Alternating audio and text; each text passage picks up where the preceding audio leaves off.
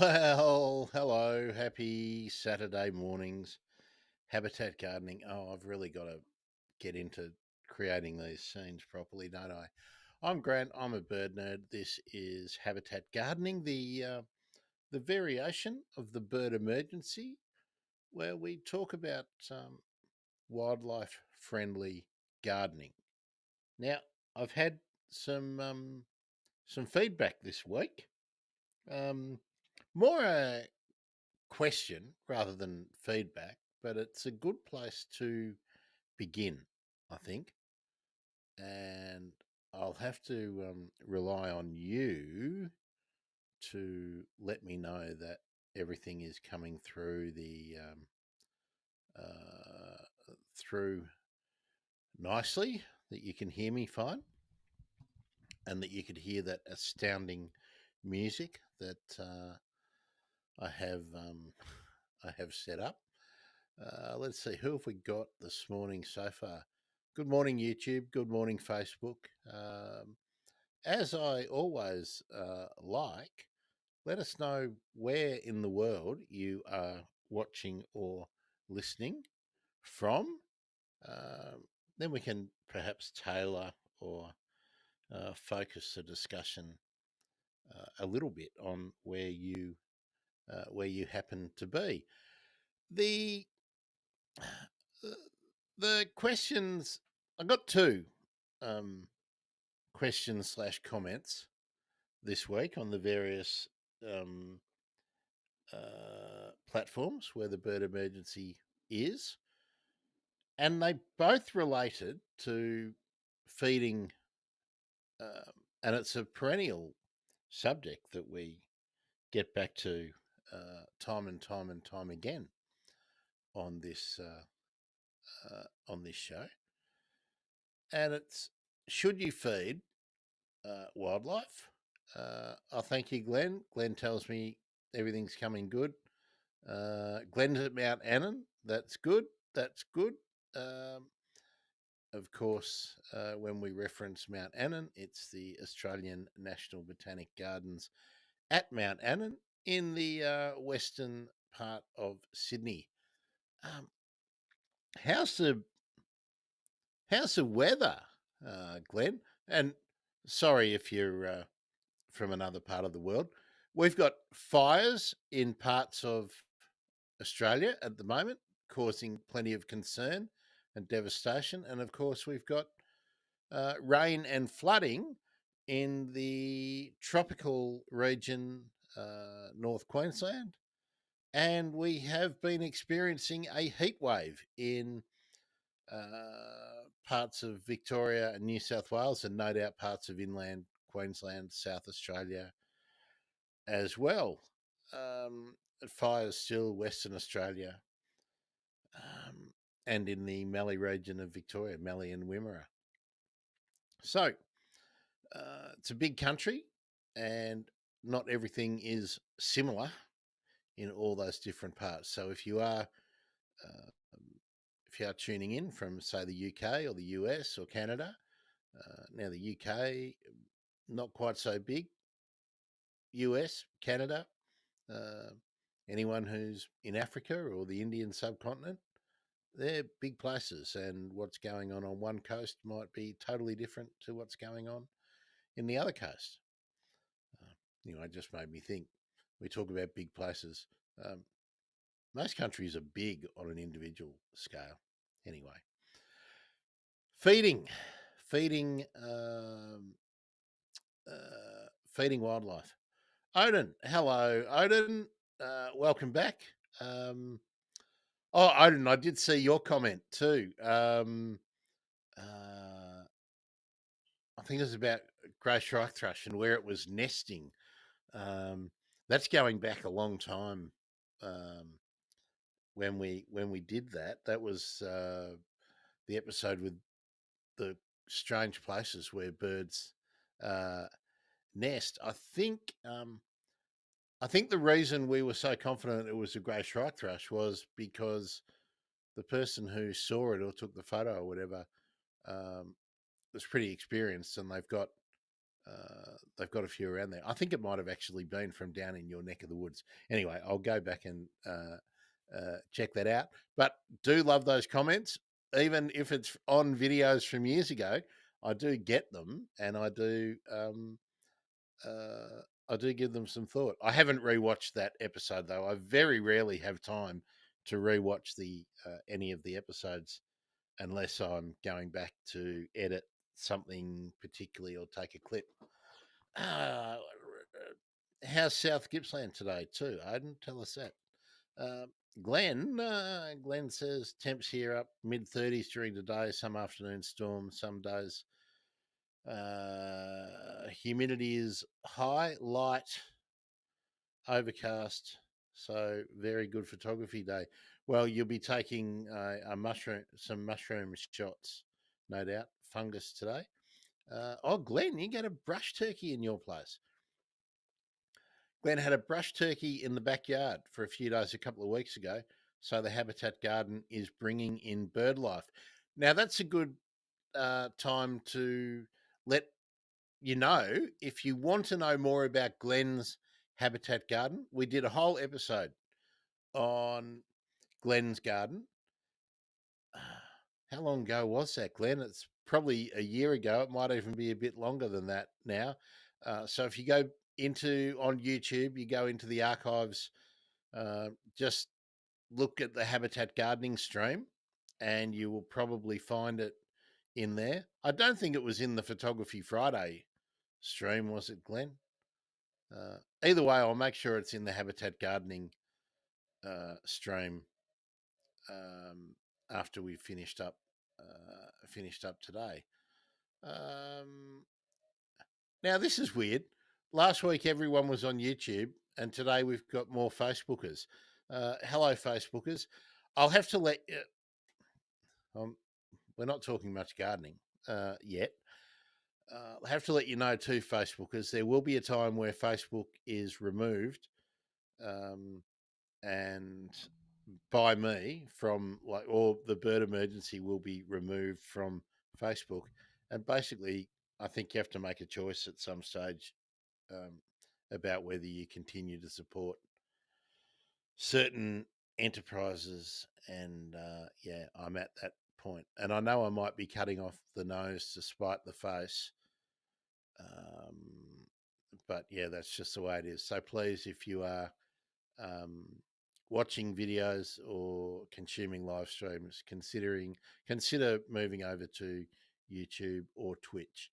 I must say, Twitch is pretty fun. Even though not a lot of people in my age bracket are using Twitch, but it is pretty fun. Let's see. We might move over to this. Come on. There we are. Now, apparently, we'll get the chat messages up in here, or that's the way it's supposed to be. Where is it? Oh no, it's not working. That's a bit annoying. I must have deleted it without knowing. Gee, it's amateur. Oh no, there it is. It's back. It's back. It just took a while to come up. Oh, sorry. I really don't like not using the things that I got so accustomed to using. It's just going to take a while to bring the chat in, obviously. That way you can all see, and I don't need to always remember to highlight the comments. Let's go back. There we are. That's better. No, it was a separate on Habitat Gardening. Yeah, so Glenn just saying. So yeah, they just go back to the on YouTube. There's a Habitat Gardening playlist, and so you'll find it there. Look at this. Aiden's telling us been working a lot through the older episodes. Great to listen to while pricking out seedlings all day. Now, I'm glad you say that, Aiden, because part of the reason that I always wanted to do longer form conversations, and we'll get to feeding birds in a minute, I promise, folks, is because you have time to extend the conversation rather than try and fit into a 5-minute or 12-minute segment. So I really always have thought that other media doesn't do enough to talk about conservation. So that's what we're up to. I wanted to do the habitat gardening in this format, in a Q&A format, with a little bit of a prepared talking point, because most of what we see on about gardening, any kind of gardening on mainstream TV, is pretty much an ad. It's an ad for something, be it fertilizer or different tools or implements, mowers, maybe a nursery group, a hardware group or something. Nearly everything, paving companies, nearly everything is just a reason to place product. That's never been my bag. It's one of the reasons why I don't have any sponsors, because I mean, geez, here we are talking about how the sausage is made again. I've been approached a couple of times, but people want me to do stuff for them rather than they come into what we're doing. Anyway, so long, long may it be. Odin, since you mentioned pricking out seedlings, tell us what you are, what you're growing. Give us a bit of an idea of seedlings you're pricking out. I would very interested in how people are growing stuff, what they're growing. Stuff. That's my technical term for um, seedlings, plant matter, cuttings. Okay, where was I? Yes, feeding wildlife. So I did have a couple of uh, questions and a comment, really, on my thoughts on feeding wildlife. Maybe they had gone through. Maybe they were looking at some of the older episodes where I was regularly feeding episodes at the during the lockdown stage. I was feeding the local corellas, cockatoos, galahs, pigeons, doves, sparrows, and I was happy with that. But we did. Uh, uh, oh, Glenn, don't get me started on this. Yeah, BirdLife Australia are currently running a training course on building a habitat garden. It's several modules. I'm halfway through it so far. So far, all seems good, and a lot of what's covered here. Yeah, the very last bit of what you said, exactly. Um, I'm not gonna get into that. It's amazing. Um, it's amazing. They've had a platform for so long and have done so little. Now, I'm not criticising the research funding and all that. I never do. I just cannot believe there is not someone sitting in front of a camera every day doing something like this to build a new and different audience. But anyway, that's a whole different thing. It's a whole different thing. So back to feeding birds, feeding wildlife. But I really have come around to the idea that supplemental feeding in the Australian context is probably less positive than beneficial, unless it's really targeted. Like if you're in an area with a population of birds or animals that cannot move, and you're in a situation where there is no food for some reason, where there normally is food, and for some reason there isn't, maybe supplemental feeding there on a limited basis can be positive. When I spoke with Ainsley Ainsley Power Walters about the helmeted honeyeater. The the program there where supplemental feeding for a limited period to support a population that had been that is being introduced into new places, or uh, I think not only being introduced into a new place. I think in that instance is also that they are bringing in new individuals, captive bred individuals, to supplement a population. But there it's to help them with the competition for the other aggressive honey eaters that are already in that space. So, so to support a population for that kind of reason, uh, it makes perfect sense. But if everybody is out there putting seed out or putting out a poor quality nectar mix uh, uh, for birds or other animals, I'm not quite so sure that we get the benefits that we are actually intending to get. And the feeding birds has been a real evolution for me. Uh, and it's really what led to this whole conversation about habitat gardening. It's much better to create a habitat for wildlife so that the wildlife can persist.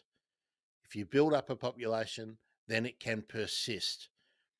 But if you build up a population that is reliant on seed or a nectar mix or an insectivore mix that is provided by you, the human in the space, when you go on holidays, that food disappears.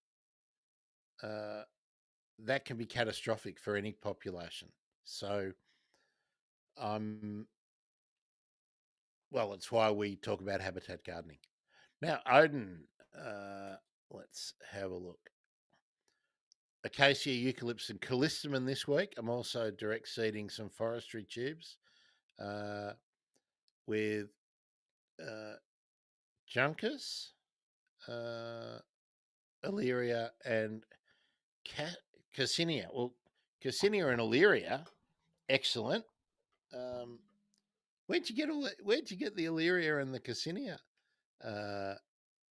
seed? Juncus. Juncus. I better put my glasses on. Just referring to Juncus. That's a uh, uh, that's a grassy thing, isn't it? From memory, it is. It's a grassy thing. Let me see. Uh,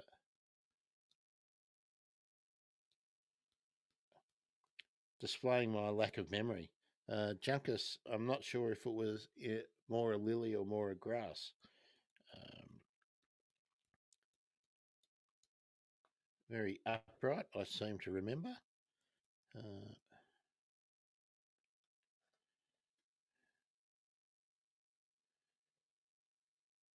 of course, not in my book. Um, uh, I'm sure Odin will advise me more.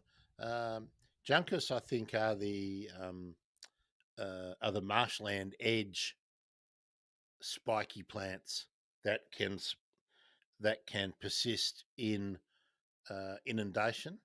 Uh, yeah, not reedy, more uh, yeah, Juncus, and they've got the little seed, uh, rounded seed or inflorescences uh, down from the top. I'm pretty sure that's it. Um, do they have are they papery? Have the white sort of papery um, structure within the stems? Anyway, I'm pretty sure. So there we go. I'm so long since I've grown any juncus. A really important. I'm not sure I have ever grown any juncus other than other than from division, like from transplanting from a site that was about to be developed and doing that. Okay, so Odin, good. You're getting seeds locally collected. Um, Junkasaro Rush. Yeah, okay. Fantastic. Thank you. Um, I seem to, it's all coming back to me now. I think their inflorescences are like about 2 or 3 centimeters down from the tip of the leaf, and they protrude out the side of the stem, I believe. Or shouldn't call it a leaf, a stem. It's really a leaf. Um, all right. Where was I? Thank you for that distraction, Odin. Um,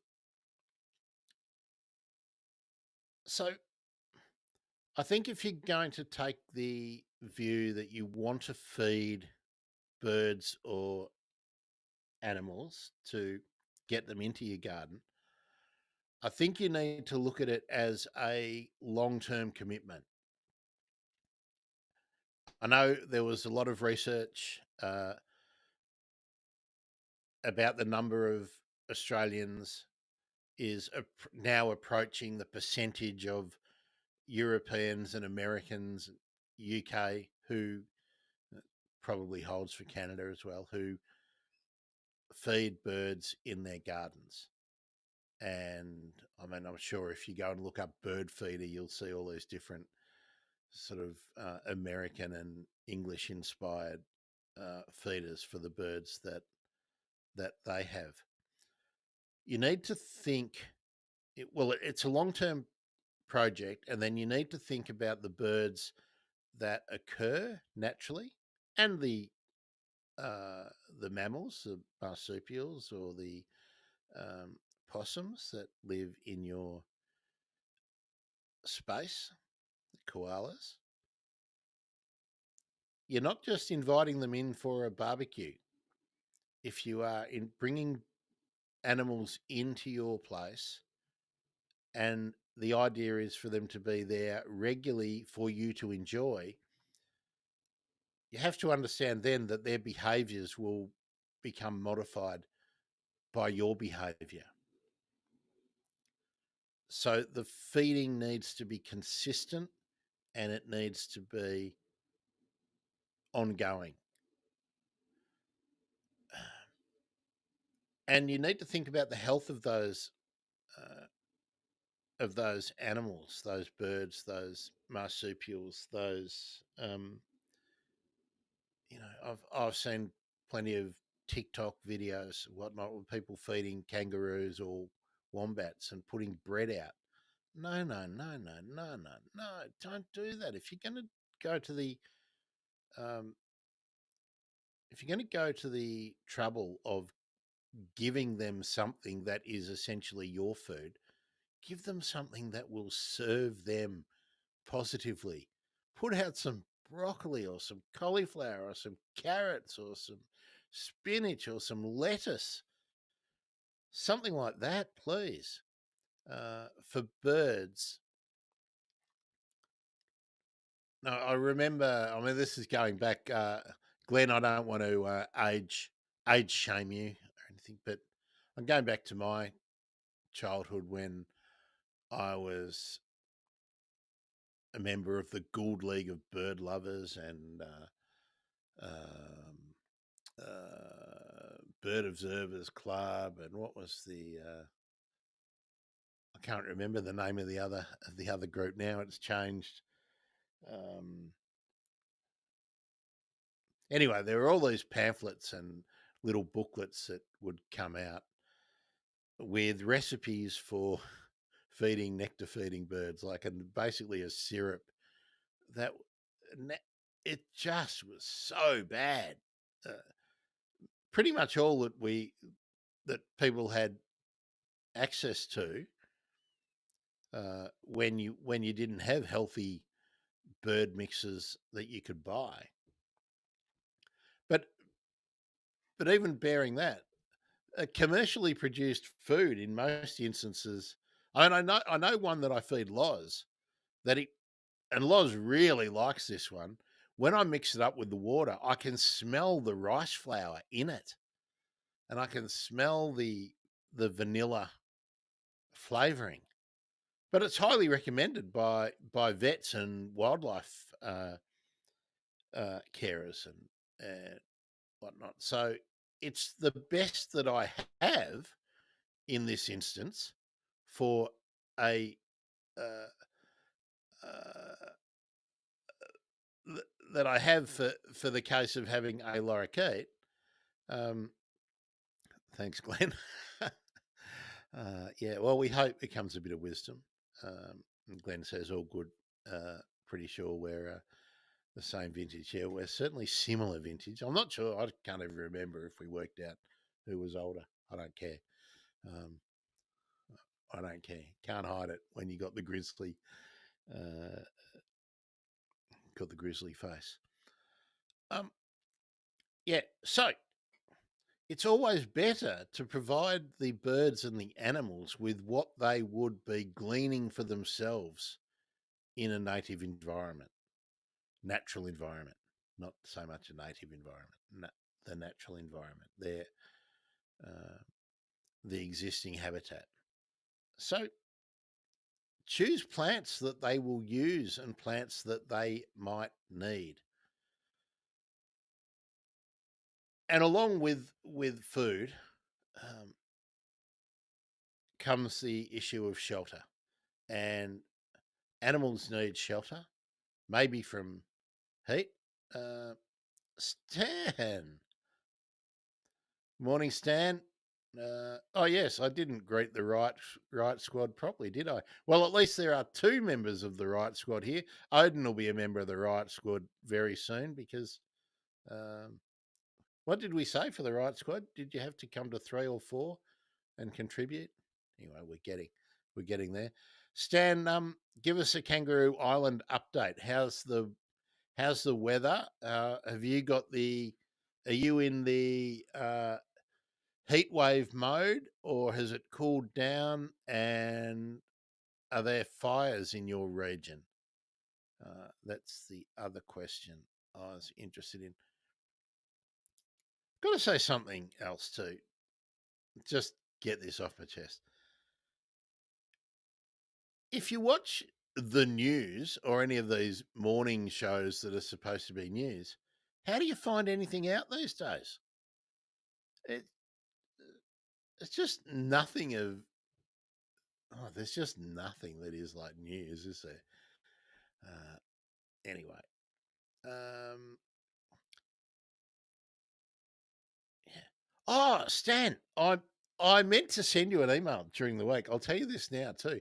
Do you know? Do you remember we were talking about how for your place you were interested in gifting or maybe leaving your place to community purposes? Do you know I haven't been able to find one lawyer? I've reached out to many. I've not been able to find one lawyer who is prepared to be recorded giving any advice.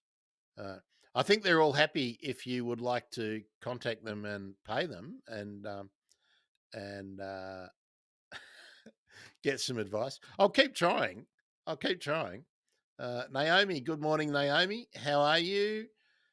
Yes, we certainly do have to consider parrot beak and feather disease and cleaning and watering of utensils and any feeding site. I was sort of going to get there in my next little part of the conversation. Naomi's reaching out to Stan. Hello, Stan.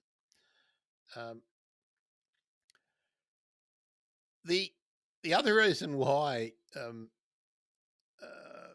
feeding in the same place, uh, in the same manner, um,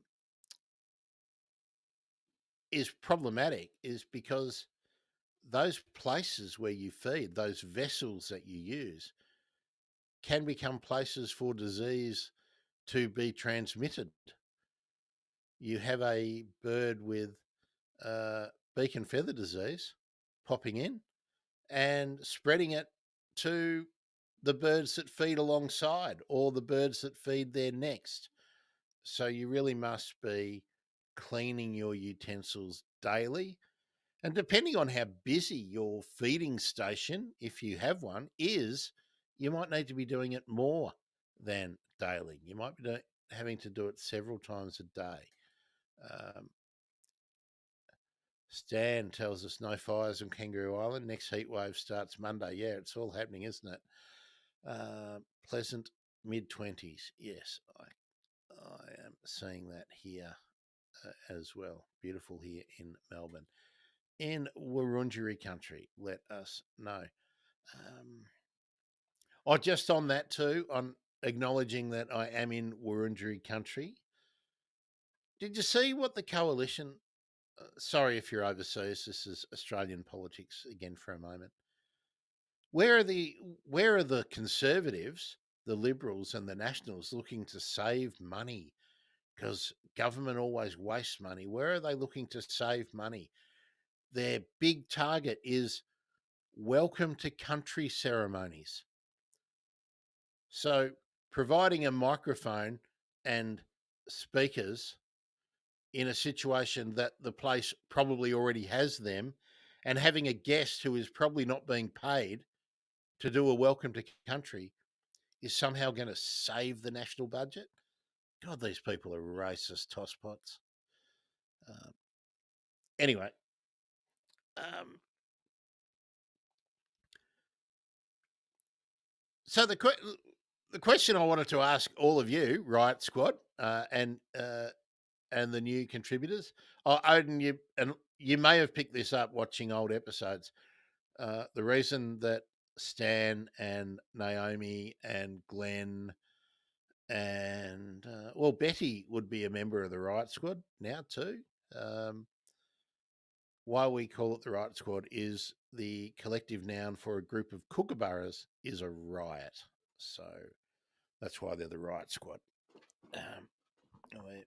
We're not we're not advocating burning it all down just yet.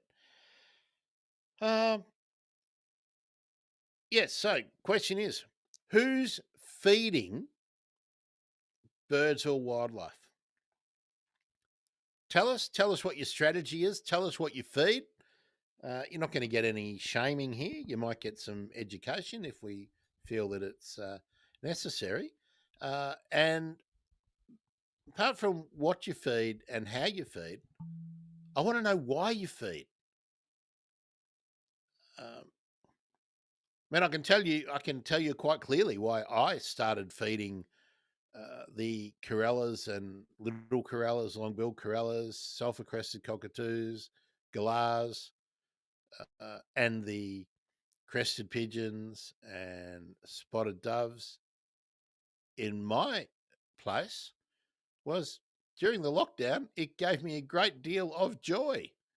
I enjoyed it. I enjoyed seeing new birds come in and sticking around. But the number of birds that came in did increase.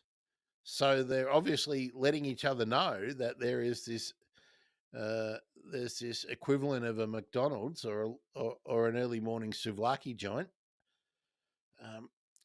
down here near the park or at the park. So come on down. I don't think that was terribly healthy. I reflected on it for a long time before I didn't stop feeding abruptly. I started spreading the seed further and further around the park. I dispersed it a gradually wider area and reduced it over time. I've never been one here feeding the magpies. There are some local people who do feed the magpies, but they feed them crap. They feed them their leftovers. That's not the right way to go about it. Okay, so Naomi does not feed, and she grows food plants that the birds self-serve on. So I think that is the way for most of us to go. But I think there are some exceptions, though. If you do want to be encouraging birds in your region, and I'm going to talk about that in a moment after we deal with Stan on Kangaroo Island. I only have water container under the garden tap that the birds enjoy. The birds seem to hang out regardless. I try to be quiet at night so the corellas feel at home roosting. That's really important, Stan, that if you do have birds roosting, um, that you take account of what their needs are there. Um, uh, Now, Odin has a pair of little ravens that hang around our yard to pick at the bones I buy for my dogs. Yep, that um, yeah, I can tell you about some ravens that I used to do that too in Gippsland as well, and they would guard those bones, no doubt about it. Uh, I give them a few mealworms with calcium powder when I feed my pet and when I feed my pet reptiles. Yeah, so Odin is mindful of what the needs are for um, supplemental feeding for ravens or magpies. Is that uh, you do need to make sure that you are giving calcium because what they normally eat will have calcium. And calcium, if they if you habituate them to something like bread or even mincemeat, they're not getting the calcium that they would get from the structures of the insects and maybe if they're feeding on carrion or whatever it may be, um, they need that. Uh, Now, so Naomi was feeding uh, at Malua Bay. I'm not sure where Malua Bay is. There was no food for them. Of course, that's where supplemental feeding makes sense. And several water points around the property, so that's important too. And I wanted to get to that in a minute. Naomi also says several water sources around the property as well. I think I've lost my train of thought for a minute, but having several points of where the birds can water or animals can water is because it ties back to that notion of shelter. Some birds or animals will be happy going out in the open, some won't. Some will be happy at ground level, some won't. Some will be happy to be under a tree. Some won't. You need to give them options. Oh, thanks, Kangaroo Island TV. Stan Bateman's Bay. Oh, uh, is Bateman's Bay uh, near Malua Bay? Okay, I know Bateman's Bay. Been there many, many, many, many, many times. Oh, Stan lives at Naruma. I'd forgotten that. Where are we? Okay. Naomi, good point. Mince is terrible. Mince is not only nutritionally imbalanced, but I can adhere to the beak, yes, and the soft palate, yes. Cubes of meat or mealworms rolled in Wombaroo is far better. That's right. Just mixing up the Wombaroo insectivore mix is probably the best. Um, if you do have insects that you are growing for other purposes, like if you've got mealworms that you are growing to feed uh, pet reptiles or something, well, live feeding insects to birds that forage for insects is fine. You just don't want to put out a plate of them every day for those birds to become habituated so that they're not foraging for insects everywhere else. I mean, variety for the birds is the spice of life. Um, yeah, yeah. Um, so, what did we just cover? You need to have food and water available in places where the different birds and animals will feel comfortable. Oh, that was what I was um, wanting to go back to.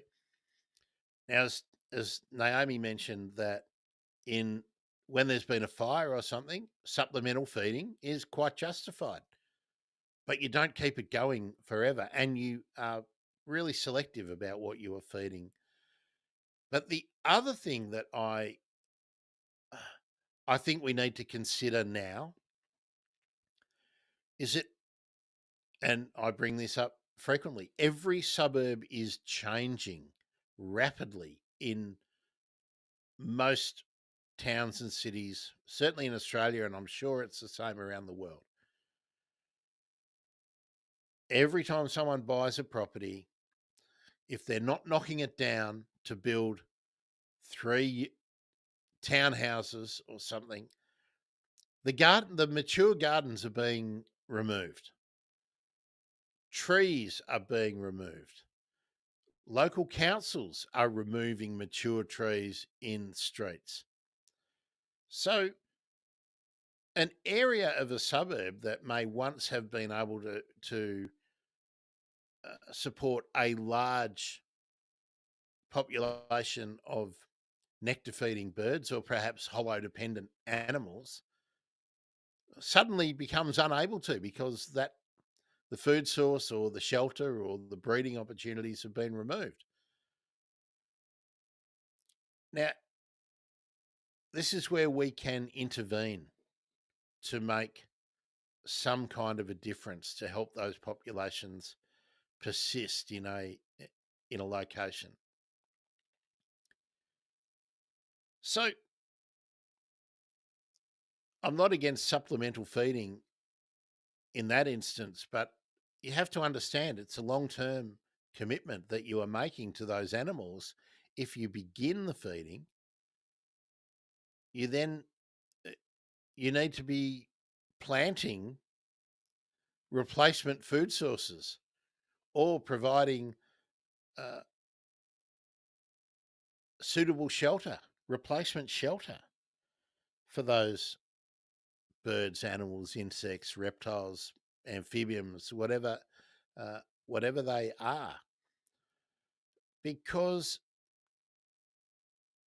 if you start feeding and you feed it for a couple of months and then you stop, or if you're not planting more plants that the birds need for that they can use for shelter or for food or for nesting opportunities, um, then you're just delaying the onset uh, of the population decline. Um, so let's all plant some more plants that are um, useful for birds and animals. Um, I've been trying to find any research or any movements to uh, that encourage essentially ground living animals to move from property to property. So under fences, through fences, but finding much.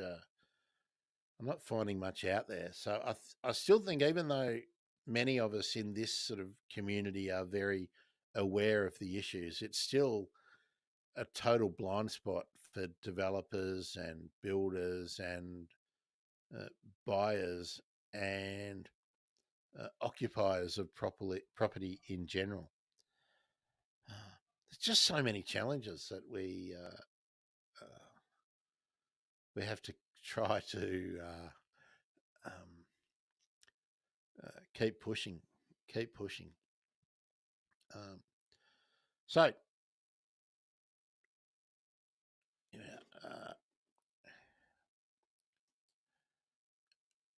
Naomi. Naomi has a friend that lives in an apartment. He is so annoyed because the body corporate decided to remove Lily Pilly and put in Zygocactus instead. Yeah, it's it is. If you well, essentially, if you live in an apartment or a flat, if you're an owner, you have an opportunity to influence the corporate policies through the body corporate. But if you're a renter, you have uh, no chance. So then all you can do is the best that you can do. But what you can do is influence what goes on uh, in the public spaces around you. So you can influence what the local council does. You can also influence what other businesses do around your place, but that requires a level of activism, and I don't mean by activism in the sense of protesting and whatnot. I mean just in this pure sense of being involved in the governance structures around you. It's very difficult.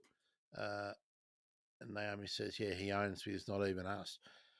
Yeah, I mean, depending on the property, you might in a body corporate situation, you might be one owner in amongst 50 or 100, 150, depending on the place you live, and that 150 might be 150 votes, but there might be one corporate uh, owner that controls nearly all the votes, so that the actual individuals, that someone might own nearly all the properties and rent them out, but then there might be 10 owners in amongst there as well.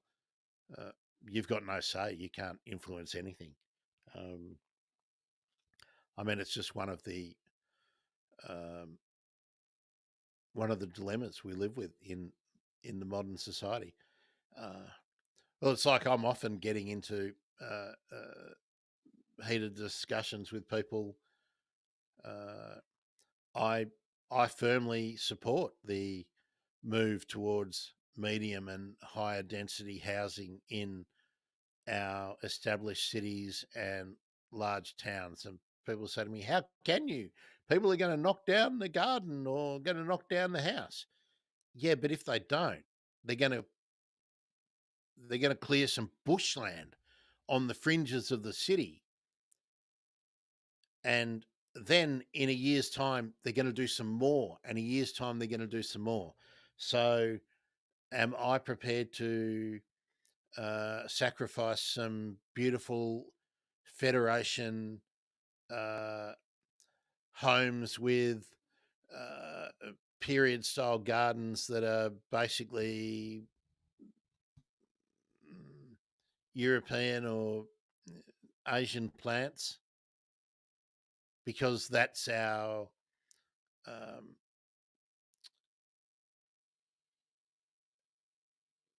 I wanted to say uh,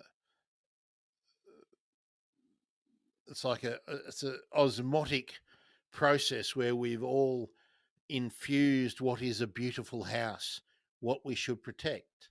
Well, if we have to think about a Georgian period um, Federation place with beautiful balcony, beautiful patio or veranda, uh, or another 15 hectares of bushland on the fringe of the city, I'm sorry, you can knock down your fucking houses, as far as I'm concerned, and put some medium density housing on it. What I don't support is that all of these developments are now easy to do,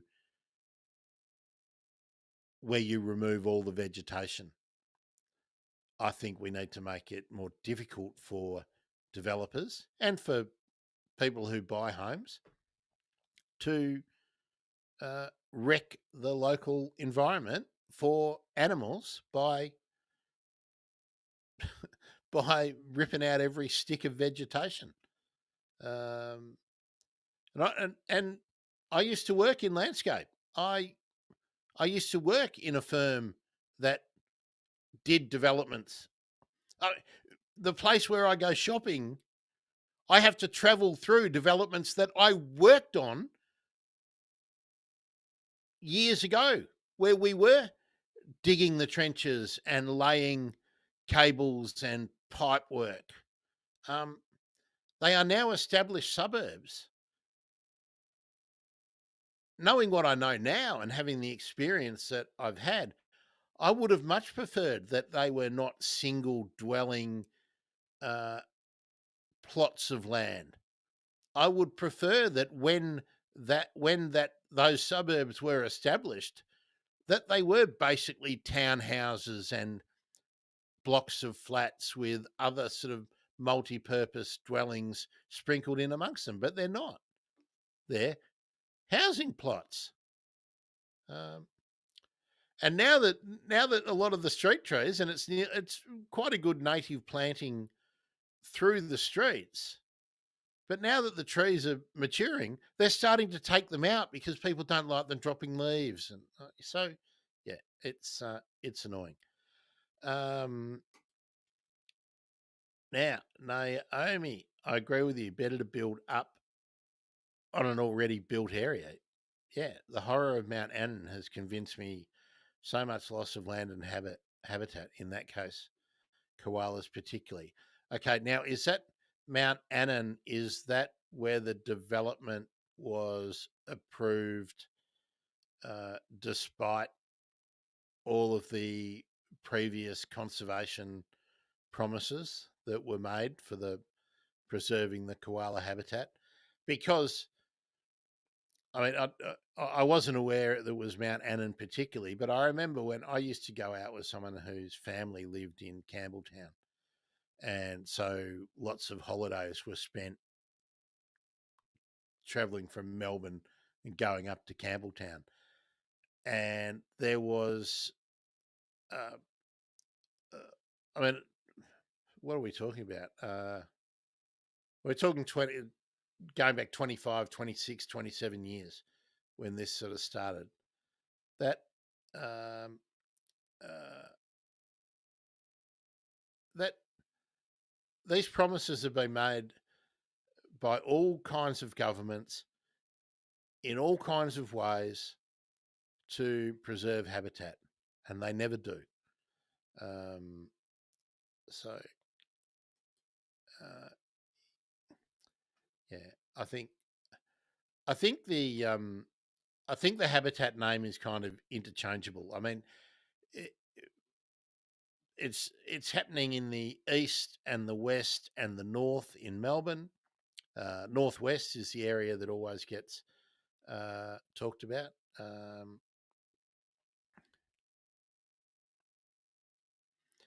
yeah, Stan, I think I saw this. It might not have been exactly the same research, but I think it was how native vegetation remnants along rice roadsides and shelter belts really assist crop pollination. Would anyone like to have a guess why? Because what pollinates crops? And that would be insects. And insects don't live essentially in crops. They visit crops, but they live in other existing habitats. So, uh, one of the most important habitats in rural Victoria, and I'm sure it's the same in South Australia, are roadsides. And it's why there have been pitched battles about removing trees uh, from roadsides. Yeah, Odin, totally, totally agree. It's not rocket science, but there we go. Like, there's research out there that is like not bloody rocket science, but it gets covered like it's something really significant and groundbreaking. And this is because most of our media is young kids who are all trying to move ahead, uh, and they don't have the benefit of a long term memory. But yeah, if you want insects to pollinate your crops, you need to have insects. And if you want to have insects, you need to have places where they can live. So that means obliterating every insect that visits your crops is not a good idea. And taking away all the places that they live and shelter when they're not visiting your crops is probably a good idea. Um, uh, yeah. So, Naomi, it's so obvious, isn't it? Having bush corridors through farmland and in cities is so important. But let's look at it on a more micro scale. It's not only through farmland and cities. Remember, remember a bird like a fairy wren struggles to fly 150 meters. So then just think about a frog.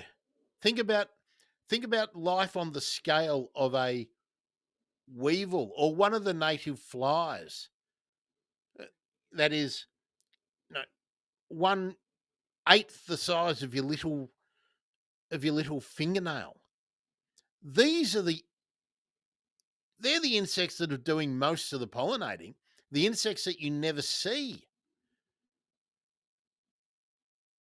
Honeybees, European honeybees carry out a lot of it too. But that's not the bulk of it. They're just the ones that you see because they're big. So, yeah. Uh, Sometimes I wish we would just deride a lot of the stuff that is trumpeted as being important. I wish people would sometimes say, "Oh, duh, Captain Obvious, obvious," because it is bloody obvious. It's bloody.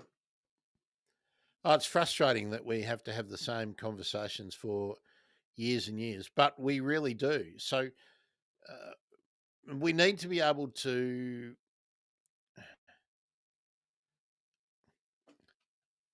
I'll come back to what Stan said, and I'll. So we ran a really interesting story this week about a UniSA research project that showed how native vegetation remnants along roadsides and shelter belts really assists crop production. So that story probably came out of the agriculture department of the uni, but that is an economic. There's an economic reason to uh, uh, to preserve biodiversity. But I'm pretty sure I read the same a similar article in a news release. I think it's one of the ones I flagged to talk about for next week. Um, but the conversation was not about biodiversity, and um, actually, let me ask another question too. Um, I think I've frozen, so if I have, oh no, I'm back. Looks like I'm back again. Um, what I would like to ask you is how many of you have seen much coverage of the government's decision? Again, sorry if you're international. The Australian government had 9 years in opposition, and we're into 3 years of uh, of government, and they spent 9 years talking about how they're going to be great for the environment. We're going to be really great. We're going to support environment, and they had these nature positive laws. They were going to stop the polluters. We're going to regulate the pollution and the destruction, the land clearing, and there'll be no more extinctions. And we're going to do it. And then they just said, "Oh, we're not going to do it." Even though they had the votes, they could have done it, but the Premier of the state of Western Australia which is a mining and agricultural state where they still do mass land clearing, said no, we can't support this. We don't support this. The billionaires in the mining industry and the agricultural lobby don't support it, so they've shelved it. But don't worry, we'll do it next time. The problem is they're probably not going to get re-elected because of doing stuff like this. So, anyway, the point being why I roped in what Stan said is that even when we have friendly governments, environmentally friendly governments, we still don't get conversations framed around biodiversity being important just for biodiversity's sake. I'm just going to change the scene for a minute because I've got a funny feeling that we're lagging a little bit. So maybe that'll jolt us out. So I'll come back to this one again. Yeah, I'm just not sure.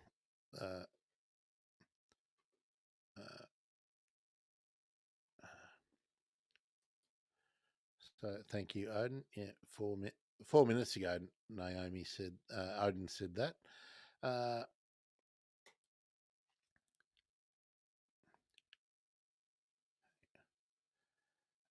Naomi says, in 1982, a film was made to show the positive effect of corridors in farms. It won awards. It's still a message that is not out there.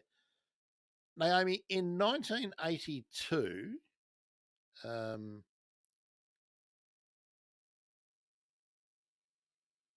to think, 1982. In 1982, I was in year 11. I was reading agroforestry books and going to permaculture workshops 1982, 1983, 1984. And this was a movement that was growing. I was going to field days and demonstration days about agroforestry and mixed farming, shelter belts. And honestly, even in programs like Landline on the ABC, there is far less of that conversation now. Remember, Bob Hawke came to power in 1983.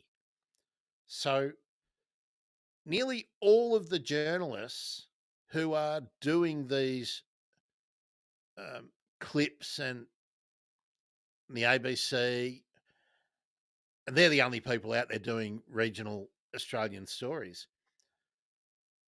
Most of those people have no memory of the Hawke government.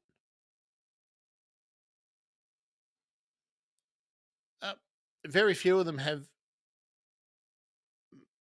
any real memory of the Howard government, apart from maybe boat people and stop the boats.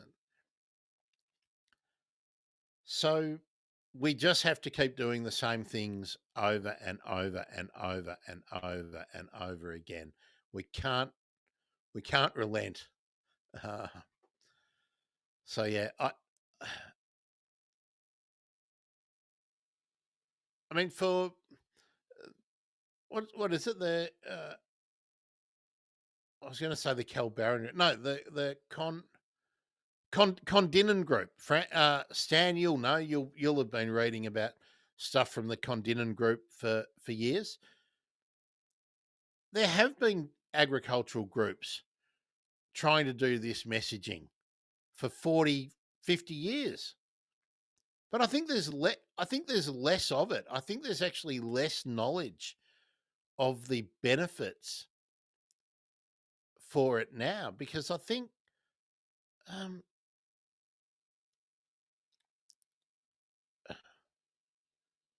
think of something that we didn't have 40 years ago that we have now and that everyone everyone uses, like um, mobile phones, like laptops, like the internet.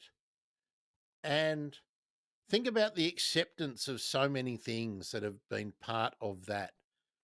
But then think about how we have known about the benefits of increasing biodiversity of farmland. And still, when you watch shows like Landline, it's like presented as this nugget of, oh, look at these people doing something out of the ordinary and whatnot. What they should be doing is deriding anybody who doesn't do it. It's just that when I actually think too, I actually think whenever they do stories like that are pushing a particular line, then there should be a conversation about who owns the farm. Because often they'll talk about farm manager or they'll just present people living on the farm, but they don't talk about whether it's a corporate structure, whether it's got investment from larger agricultural interests. Um, so you always get this impression that these are these battler families on agricultural holdings, where often they are, uh, they're just corporate. Anyway, Stan says, Labor is hopeless. The ABC is cooked. Yes, vote Green and good independence. The latest pollination study did come from a conservation angle. I like that it made the nature haters on Kangaroo Island feel uncomfortable. Oh, that's good. Well, maybe I saw a different slanted thing of the of the research. I'm pretty sure I wasn't looking at the Uni SA. I saw it filtered through something else, and it may have well been one of those sort of rural focused um, uh, certainly it was online. I wasn't, it was something that had popped up in my feed, which is why before you start talking about it, you got to go and find the original document, because often there's a group that is pushing something that it didn't actually say. Um, but we should just be making, I mean, in my view, we should just be making a commitment to retaining biodiversity no matter what. And then we can talk about what the economic flow ons might be for other uses, be it agriculture or active or passive recreation or tourism or whatever else. But you have to preserve the biodiversity to get any of the positives that come from having biodiversity. You shouldn't be having the discussion about whether you preserve biodiversity while you are doing the development that in some way is dependent on the biodiversity being there. It's just a stupid chicken and the egg conversation. Now, let me just see. Oh, hello, Twitch. We've got a Twitcher with us now, so that's good. Um, excellent. Excellent to see. Um, there's a group called Cowrie Farm Tree that is a group of farmers and conservationists that are committed to re-veg and protecting flora and fauna. In a way, Naomi, that reinforces my point. From 40 years ago, this just should be every farmer. Every farmer should be doing shelter belts and increasing biodiversity, and all these local groups should be collecting seed and sharing it amongst around each other, and and just it should just be something that they all do the same way that they all grade or plough fire breaks. They just do because it's necessary to protect their interests. So they should just be protecting biodiversity and increasing biodiversity. Um, if this was something new, I can understand that we were having these conversations in the way that we are, but it's not new. One of the authors, Sophie Pettit, lives on Kangaroo Island and runs the Kangaroo Island Research Station that has done a lot of great conservation work, including building nest boxes after the fires. Yeah, um, uh, I think she was working with Danny Texiera. I think, um, I think. Um, they've they've been working on the designs for the nest boxes for glossy cockatoos, haven't they? I think Stan glossy blacks. Um, yeah. Okay. So hey, Twitch lurker, do you feed do you feed birds or animals in your garden or in maybe in your local park or um, I don't know anywhere any other public space you might have access to? Uh, uh, let us let us know because we're getting to the roundup stage. I think I've covered most of what I wanted to get to, even though we have been around and about. I would like to see more people. Uh, uh, yeah, I would like to see more people actively involved in uh, collecting seed. It's still a really fringe kind of thing, and you're still getting contractors coming in. Um, Naomi says it's very sad you have to start from scratch with the education about these issues. Yeah, it just doesn't seem there doesn't seem to be any continual uh, discussion. Even um, and I know there are groups that have always been out there fighting the good fight, but that's not where the conversation needs to be had. The conversation needs to be had so that it is front of mind with the people who today are just wondering what new throwaway clothes they're going to go and buy or what color new car they need to get, or the people who are going to the showrooms to check out what tiles they're getting for their kitchen or their bathroom. We're still not having the conversations about where this stuff comes from. But people will continually talk about supply chains. We're always talking about supply chains. Um, um, but we don't actually talk about what a supply chain is and why we need to think about what a supply chain is and what's in it. What it what are the what are the things that make up that supply chain? What are well, there's factories or there's shipping, there's transport, but it all starts somewhere, and it all starts with digging something up, cutting something down, or making something out of stuff which might be dangerous. Uh, the ingredients, the components, they might be dangerous the way they're made. Um, might be dangerous the way that they are disposed of. We just we don't have those conversations. We just have the conversation about how can I get it, how can I buy it, and that's sort of the long and the short of it. So, oh, we got totally distracted again. Next week, I think we'll we might extend this idea of feeding, and I think I might go back over some of the main points that we've covered before, but I might also uh, try and get someone to record something with me during the week about parrot beacon feather disease and other diseases that we need to be looking out for. And I want to do a catch up on the lorikeet paralysis syndrome.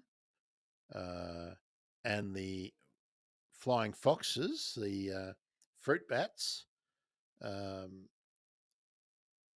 and even though still we still don't seem to be talking much about avian influenza in Australia, I think we need to start thinking about it and preparing for it here, in terms of how it might be likely to affect our wild birds, but more particularly the birds in our urban spaces. So what do we need to think about when we're interacting with birds now? Because so I think when this hits, this is going to hit fast. I think it's going to be a bit like COVID. I hope I'm completely wrong. I hope I'm completely melodramatic. But the news that coming from the US, where there seems to have been spread. This is part of the documentation that was released, redacted in the last week in America, that cats are catching avian influenza, the strain that everyone is worried about, and that there is evidence of transmission from domestic cats to people. So we've got a whole lot to worry about. We've got to worry about horses. We've got to worry about cattle. We've got to worry about poultry. We've got to worry about cats. I'm not seeing much about worrying about dogs yet, but I think there has been foxes.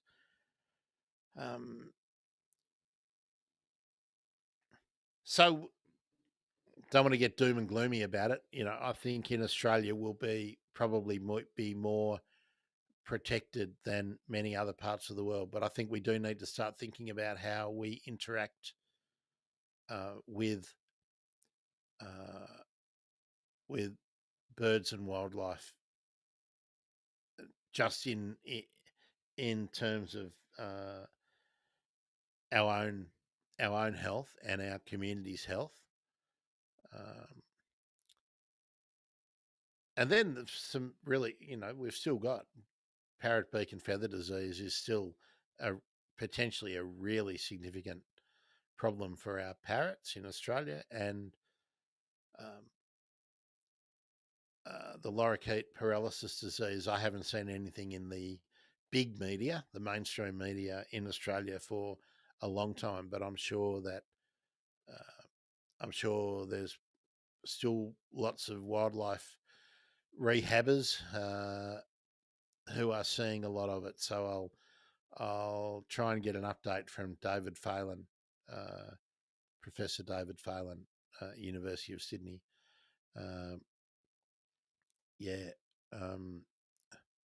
Naomi, did you hear that they found a second strain that seems zoonotic as well? Yes, I did. I only cursory mention, because that's the only mention has been really cursory. Does everyone know? Do you all know there's an outbreak of Ebola in Uganda at the moment? That's another thing that nobody is talking about. But that's the strategy, isn't it? You put out so much stuff out there so that people don't actually talk about things that could be potentially catastrophic for a lot of us. I was watching earlier this morning. My housemate always watches. It gets up early, and while I'm listening or watching the Majority Report, he puts on the American Today Show, and I caught a bit of it while I was making some breakfast, and they were talking about the price of eggs. And there was this feature with eggs and supermarket shelves and whatnot. But the discussion, it did mention avian flu. There was a mention of avian flu. But there was no extension of why avian flu could potentially be a problem. It was just that at the moment, the shortages of eggs, one of the reasons is avian flu. It's like, um, Naomi, I'm not. I don't approve this message. Naomi says, if you're Trump, you leave the World Health Organization, head in the stand, ostrich style, seems his style. Um, we should not be tying ostriches to Donald Trump. We should not be tying any animals to Donald Trump. Donald Trump is a turd. And the people who are facilitating him are exactly the same. And the people who are cheering him on and subscribing to what he is doing all over the world are also turds. And if that makes you switch off because you're a conservative or a Republican, I think you need to readjust the way you look at the world. You cannot. Don't want to get into it. There's a reason why America isn't a signatory to the International Criminal Court, and that's because when it was formed, if America had have signed up to it, there would have been a whole heap of Americans who would have come under the jurisdiction of the ICC because of what they have done in Latin America, South America, many other parts of the world. So much of what America does is illegal. Oh, I saw Australia is still going to send $5 billion as part of the AUKUS agreement for some secondhand subs. Apparently, Donald Trump's very happy with Australia because he's getting $5 billion for some secondhand submarines out of us. We've already sent them $500 million. We haven't got any money for conservation in the country, though. Yeah. Naomi, it's not just his family, it's that whole apparatus. Anyone who has an R next to their name in America,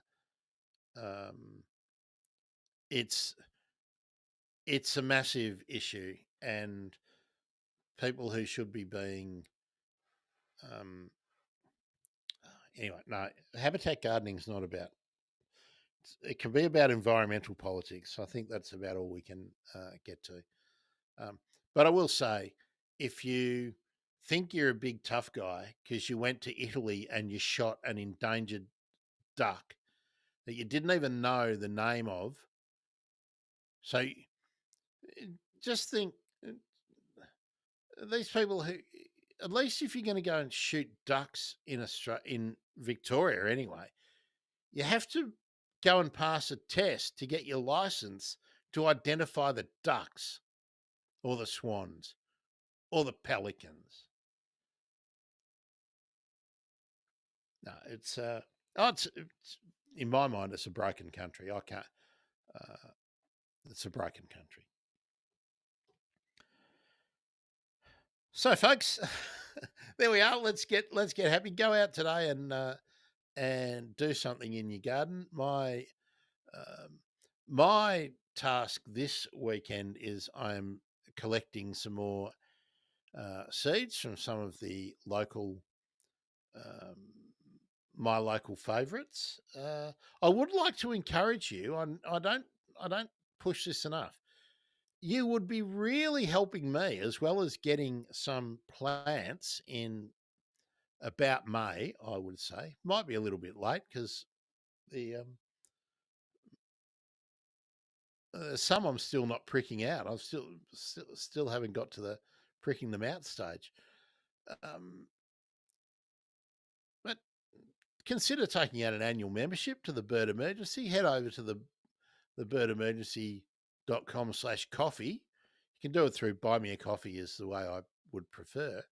And when the plants that I'm growing for myself are ready, I'll send you out a couple of dozen of them, both stuff from seed and stuff from cuttings. Corias, callistemons, melaleucas, banksias, grevilleas, eucalypts, stacks and stacks of stuff. But yeah, um, that would be good. That would be good. Because I am certainly, yeah, that would be good. I'm just going to check my notifications on Blue Sky, see if there's anything good come up this morning. Oh, I like it when I've got new followers this morning. Veg Plotter Online Vegetable Garden and Allotment Planner are both following me now. Um, so that they're good. They're good people to follow me. Thebirdemergency.com/blue sky. Follow me over on Blue Sky. That's where I'm doing most of my social media chatting, apart from doing stuff on YouTube and Twitch, and still on Facebook until you all wean off it. Happy news, I have birds in my garden right now. What are they, Naomi? Watching 3 feasting on the berries. Magpie larks are still around here. That's my... and there's a group of galahs that seem to have become regulars, but we do frequently get galahs passing through, so I'm hoping they'll be around. I'll tell you what I didn't see this summer. And this is why I get a bit worried about what's happening in our suburbs. I didn't hear any pallid cuckoos. I didn't see any cuckoos, but usually I can at least hear pallid cuckoos around here a bit. I didn't see any black-faced cuckoo shrikes. And in the park, I didn't see any red rump parrots, which they often used to visit. I did see a few nearby, but the big group that I used to see, immediately before they paired off, and they seem to be gone, which is disappointing. So Naomi has told us brown cuckoo doves, really close. That's nice. And king parrots, you're lucky to have them. Naomi didn't see any dollar birds. Stan, I'll be watching my garden birds too. Had some kind of hawk fly over yesterday afternoon, although it did upset the residents. No worries. We'll keep trying to keep up the good work. Yeah, Naomi said didn't see any dollar birds. I did see in was it one of the Bird ID Facebook groups that there were quite a few photos of young dollar birds, juveniles, that people had taken photos and saying, "What are these things?" So that was pretty good.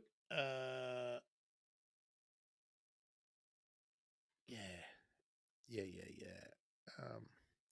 All right. Oh, that's great. So everyone now is YouTube and Twitch. That's great. That's what we like to see. Okay. So I'll go and do some seed collecting, and got to give Loz a bath. I haven't been bringing Loz into any of the shows because it's just mayhem. It's just mayhem. Yeah. When Loz used to be on the shows, that was before Loz got really healthy and really active. Loz is just crazy on here. So, yeah, we can't. What have I missed? Oh, here we go. I like it. People are getting their bird sightings in. But they're here we are. Odin. Odin had an eastern yellow robin in his garden this week. Never had one there before. That's interesting. I would have thought you would have had lots of eastern yellow robins in at your place. Uh, that begs the question, Odin, do you get the other robins? Do you get, I would think, flame robins you might have popping into your place there? Or do you get the golden or Rufus Whistler popping in? Naomi says, I did see a black-faced cuckoo shrike here and red rumps. It's sad they're gone from your area. I did see, I see a couple. I used to see a couple of small flocks, but they haven't been in my in the park here. Not that I've seen, and I spend a lot of time looking at the park. So Stan says, "Have a good weekend. Goodbye, everyone." Yes, Naomi loves the eastern yellow robin, don't we all? Potentially the best bird, eastern yellow robin. Potentially. Okay, well, folks, I hope you enjoyed that. I hope you got something of use out of it. I'll try and be a bit more instructional over the next few weeks and try and get a bit more information about these diseases that we have been talking about and the basic um, the basic husbandry techniques, the basic things you need to be doing to minimize the risk of disease transmission between the birds and animals that are coming in and using your garden. I'm Grant. I am a bird nerd and a plant nerd. If you don't know, I am a horticulturist, so I can speak with some familiarity about the concepts that we always come across that we need to talk about in gardening. See you same bat time, same bat channel next Saturday morning. In the meantime, do subscribe to the Bird Emergency on YouTube or Twitch if you want. Thebirdemergency.com/Twitch. If you've never tried Twitch out, I suggest you give it a go. It's a whole new world there. Odin talking about eastern yellow robins. I see them in the bush frequently, but never in my garden. Thanks for the great conversation as always. Hope you all have a good weekend.